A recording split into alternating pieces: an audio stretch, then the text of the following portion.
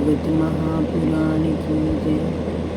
कृष्ण कन्हैयालाल की जय। राधा रानी की जय। भगवान श्री कृष्ण के सभी भक्तों को राधे राधे, जय श्री कृष्ण। आज मैं आपको सुनाऊंगी भागवत महापुराण में 7वें स्कंद में 13वां अध्याय यति धर्म और अवधूत दत्तात्रेय प्रहलाद संवाद। नारद जी ने कहा, युधिष्ठिर, यदि वानप्रस्थ में रहने वाले व्यक्ति के मन में ब्रह्म को जानने की इच्छा उत्पन्न हो तो उसे केवल अपने शरीर के साथ संन्यास ग्रहण कर लेना चाहिए और सारे पदार्थों का त्याग कर देना चाहिए। वह किसी व्यक्ति तथा वस्तु से कोई संपर्क ना रखे, एक स्थान पर एक रात ही व्यतीत करे और पृथ्वी पर भ्रमण करे। शरीर के गुप्त अंगों को ढकने के लिए कौपीन पहने, अपनी छोड़ी हुई वस्तुओं को आपातकाल आने पर भी ग्रहण न करे। सन्यासी अथवा यति का धर्म यही है कि सभी प्राणियों का हितैषी बनकर इधर उधर भटके। वह कभी क्रोध न करे, अप्रत्याशित रूप से शांत और धैर्यवान रहे। भगवान का भजन करते हुए आत्मलीन अवस्था में अकेला ही रमण करे। इस संपूर्ण जगत को ईश्वर की रचना स्वीकार करे और अपने भीतर आत्म स्वरूप परमात्मा के दर्शन करे। आत्मदर्शी सन्यासी सुषुप्ति और जागरण की संधि में अपने स्वरूप का अनुभव करते हुए ये स्वीकार करे कि ये सांसारिक बंधन और मोक्ष दोनों ही ईश्वर की माया है, इसका कोई अस्तित्व नहीं है, ये भ्रम मात्र है। ऐसा अपने मन में स्वीकार करे। शरीर की मृत्यु और अनिश्चित जीवन का किंचित भी ध्यान न करे, केवल उस काल की प्रतीक्षा करे जो समस्त प्राणियों का जन्मदाता और संहारक है, क्योंकि वही ब्रह्म है, ईश्वर है, परमात्मा है। जो शास्त्र और सत्य का प्रतिपादन करते हों उनसे कभी प्रीति ना करें। अपनी जीविका के लिए, व्यर्थ के वाद विवाद के लिए, किसी संसारिक पक्ष के लिए कभी कोई कार्य ना करे। ना तो शिष्य मंडली जुटाए, ना बहुत से ग्रंथों का अभ्यास करे और ना कोई बड़ा काम अपने हाथों में ले। किसी तरह के आश्चर्य का बंधन किसी शांत धर्मात्मा, समदर्शी एवं महात्मा सन्यासी के लिए कदाचित उपयोगी नहीं है। आत्मानुसंधान में निमग्न रहने वाले सन्यासी के लिए किसी आश्चर्य अथवा आश्रम की आवश्यकता ही नहीं होती। वह विचारशील होते हुए भी एक बालक की भांति सहृदय और निश्चल होता है। ब्रह्म के प्रति उसकी भक्ति एक पागल की तरह होती है। प्रतिभाशाली वक्ता होने पर भी वह गूंगे के समान दिखाई पड़ता है। युधिष्ठिर, इस विषय में प्राचीन महात्मा लोग एक प्रसंग सुनाया करते हैं। वह दत्तात्रेय मुनि और प्रहलाद के संवाद के रूप में जाना जाता है। अवधूत दत्तात्रेय मुनि और प्रहलाद का संवाद। एक बार की बात है कि महाराज प्रहलाद अपनी प्रजा के मन की थाह लेने के लिए अपने राज्य में घूम रहे थे। उनके साथ कुछ विश्वसत मंत्रीगण भी थे। उन्होंने सह्याद्री पर्वत की तलहटी में कावेरी नदी के तट पर एक मुनि को पड़े देखा। उनका शरीर धूसरित हो रहा था। उनके रंग रूप को देखकर यह जानना कठिन था कि वे कोई साधारण मुनि है या फिर कोई सिद्ध पुरुष है। भक्त प्रहलाद ने अपना शीश उनके चरणों से लगाकर उन्हें प्रणाम किया और उनसे पूछा, भगवान, आपका ये शरीर उद्योगी और भोगी पुरुषों के समान हुष्ट पुष्ट है। संसार का ये नियम है कि उद्योग करने से धन की प्राप्ति होती है और धन से भोग प्राप्त होता है। भोगियों का शरीर ही इस प्रकार से हष्टपुष्ट होता है, परंतु मैं आपको उद्योग विहीन होकर इस प्रकार धरती पर पड़े हुए देख रहा हूँ। आपके पास कोई धन संपदा भी दिखाई नहीं दे रही है, फिर आपको भोग कहाँ से प्राप्त होते हैं? बिना भोग के ही आपका ये शरीर हुष्ट पुष्ट कैसे है? यदि हमारे सुनने योग्य हो तो आप हमें सुनिए। धर्मराज, वे महामुनि दत्तात्रेय थे। जब उन्होंने प्रहलाद की बातें सुनी तो वे उठकर बैठ गए और मुस्कुराकर मधुर वाणी में बोले, दैत्यराज, सभी श्रेष्ठ पुरुष तुम्हारा सम्मान करते हैं। तुम अपनी ज्ञान दृष्टि से ये भी अच्छी तरह जानते हो कि मनुष्यों को उनके कर्मों का फल प्राप्त होता है। तुम्हारी अनन्य भक्ति से देवाधिदेव भगवान नारायण सदैव तुम्हारे हृदय में विराजमान रहते हैं। जैसे सूर्य अंधकार को नष्ट कर देता है, उसी प्रकार भगवान नारायण तुम्हारे अज्ञान रूपी अंधकार को नष्ट कर देती है। कहा भी है कि आत्मशुद्धि की चाहना रखने वालों की जिज्ञासा को अवश्य शांत करना चाहिए।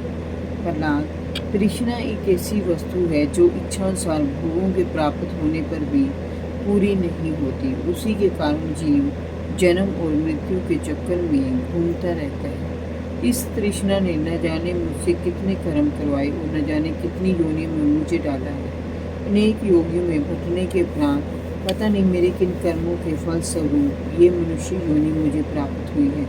कहते हैं कि 84 लाख योनियों में भटकने के उपरांत ही ये मनुष्य योनि प्राप्त होती है। इस मनुष्य योनि से स्वर्ग और मोक्ष का मार्ग प्राप्त होता है। इस योनि में पुण्य कर्म करने से स्वर्ग प्राप्त होता है और पाप कर्म करने से नरक में पशु पक्षी की योनि प्राप्त होती है। यदि दोनों प्रकार के कर्मों से मुक्त होकर भगवान की भक्ति समर्पण भाव से की जाए तो मोक्ष की प्राप्ति होती है, अर्थात जन्म मरण के चक्कर से जीव छूट जाता है। परंतु मैंने देखा है कि मनुष्य योनि में स्त्री पुरुष कर्म तो करते हैं सुख दुख की प्राप्ति और निवृत्ति के लिए, किंतु उनका परिणाम उल्टा ही होता है और भी अधिक दुख के सागर में डूबने लगते हैं। इसीलिए मैंने सभी प्रकार के कर्मों को त्याग दिया है। सुख ही आत्मा का स्वरूप है। समस्त चेष्टाओं की निवृत्ति ही उसका शरीर है, उसके प्रकाशित होने का वह स्थान है। इसीलिए समस्त भोगों को मैं अपने मन की तृष्णा मात्र समझकर अपने भाग्य को भोगता हुआ पड़ा रहता हूँ। ये मनुष्य अपने स्वार्थ को ही सच्चा और वास्तविक सुख मानकर जीव और आत्मा को अलग अलग मानते हुए, अर्थात इस असत्य द्वैत भाव को सत्य जानते हुए ही भयानक और विचित्र जन्मों में भटकता रहता है। जबकि जीव और आत्मा अलग अलग नहीं है।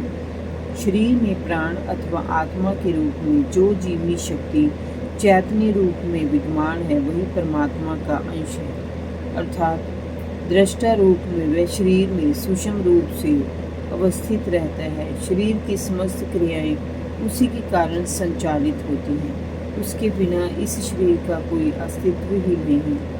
आत्मा से भिन्न वस्तु में सुख समझने वाला मनुष्य आत्मा को ही छोड़कर अन्य विषयों की ओर दौड़ता है, जबकि उन विषयों का कोई अस्तित्व आत्मा के बिना नहीं है। 13 ये शरीर तो प्रारब्ध के अधीन है। इसके द्वारा जो सुख की कामना करता है वह अंधकार में भटकता रहता है। उसके द्वारा किए गए कर्म तब तक असफल होते हैं जब तक आत्मा उन्हें सफल करना नहीं चाहता। प्राय ये मनुष्य शारीरिक और मानसिक दुखों से आक्रांत रहता है। इस मरणशील शरीर से धन और भोग का संग्रह कब तक उसका साथ दे सकते हैं। जितना वे जोड़ते हैं उतना ही वह संग्रह उसके दुख का कारण बन जाता है। भय और असुरक्षा की भावना से वह सदैव त्रस्त रहते हैं। उन्हें ठीक से नींद तक नहीं आती। प्रत्येक निकट आने वाले व्यक्ति पर उन्हें संदेह होने लगता है।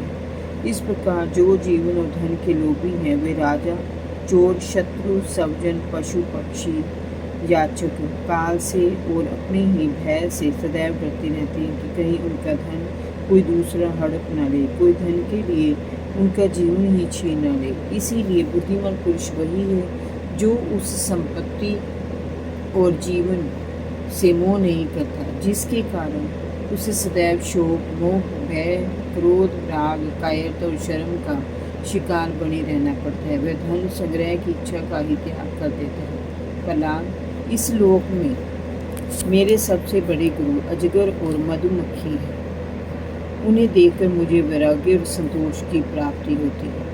मैं अजगर के समान निश्चेष्ट पड़ा रहता हूँ और भाग्य से मुझे जो मिल जाता है उसी से संतुष्ट हो जाता हूँ।